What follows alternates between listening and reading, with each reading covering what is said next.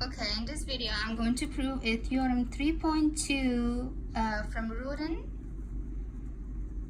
part D, which says that, let's say we have metric space X, E is a subset of X, and P is a limit point of E.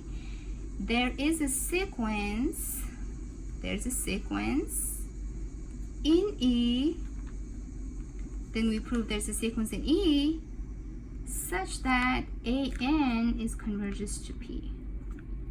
Okay, so that's what we're going to prove. Let me draw a picture. It's always very helpful. We have metric space X, and we have subset in E, and we have a point P. P can be inside or P can be outside. So let me write it right here. P is a limit point of E. Then we're going to prove that there exists in AN a sequence. There's some sequence in E that is converges to that point P. Okay, let's prove it. So being a limit point means that ball centered at P with some radius, I'm going to call it delta, intersected with E is not an empty set. That's a definition of being a limit point. Now let's set delta equals to 1 over n. The reason is that the 1 over n is very simplistic decreasing sequence, so it's going to be very helpful later on. Now this implies that ball centered at P, radius 1 over n, intersected with E is not an empty set. Okay, let me remind you what the definition of ball means. So in general, having a neighborhood is like, let's say in metric space, for every point in X, the distance between X and Y is less than a sum radius. So ball neighborhood is all the collection of that points within that distance. So this can now, we can translate this to a metric space distance.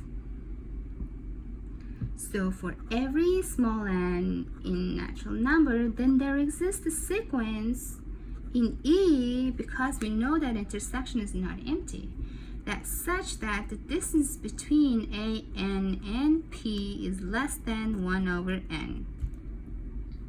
Okay, so we made a big improvement now, because you can see that this distance is getting very close to proving the convergence of AN. Okay, which led me to actually remind you again the definition of convergence. This proof is really going to require you to know the definition. I mean, in general, it's always required that we need to know the definition. Okay, so AN is a sequence in metric space. So we say AN convergent to P, that is in X, if and only if epsilon, so give me an epsilon positive or fixed epsilon positive, then we're going to find the big N in a natural number that every small little n is greater than big N, implies that distance between AN and P is less than epsilon.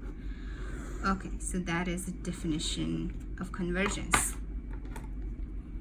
So see now, only if we can prove that this is less than epsilon, then we're done. Okay, how are we going to do that? So we're going to use an Archimedean property in real. This is a very useful property in real lines, real number system R. We're going to say, for give me any positive epsilon, then I'm going to find the big N in natural numbers such that 1 over n, big N, is less than an epsilon. So that is just simply using Archimedean property. Okay, so I can find that number that satisfies this inequality. Now, then for every little small n greater than that big N, then 1 over n is actually less than 1 over big N. See?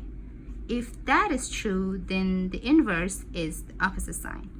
Then here we can see that is less than epsilon. for now, putting all these pieces together, every epsilon positive, give me an epsilon, then I'll find a big N, a natural number, such that every small n that is greater than n, then distance between an and p is less than 1 over n, but we know more now because 1 over n is less than 1 over big N, which is less than epsilon. So we can directly say that that is strictly less than epsilon. Okay, now this is exactly a definition of convergences. So which implies an is converges to p when n goes to infinity. And we're done.